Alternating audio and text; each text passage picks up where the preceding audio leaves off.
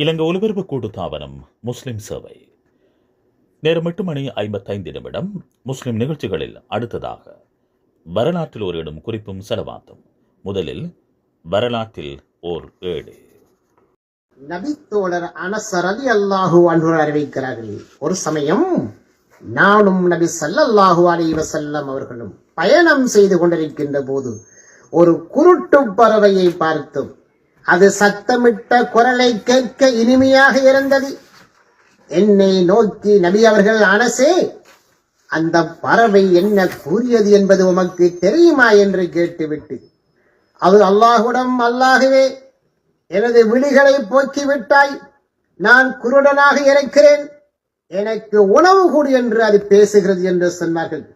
மீண்டும் அந்த பறவையை நாங்கள் கவனித்தோம். ஒரு பூச்சி அந்த பறவையின் வாயிலே விழுந்தது. அது விழுங்கிய பின் மீண்டும் அந்த பறவை குரலை கொடுத்தது. அனஸே, இப்போது அந்த பறவை என்ன பேசியது தெரியுமா? எல்லா புகழும் அல்லாஹ்வுக்கு, அவனை நம்பியவனை இறைவன் மறக்க மாட்டான் என்று அது பேசியது என்றார்கள் நபிமணி ஸல்லல்லாஹு அலைஹி வஸல்லம் அவர்கள்.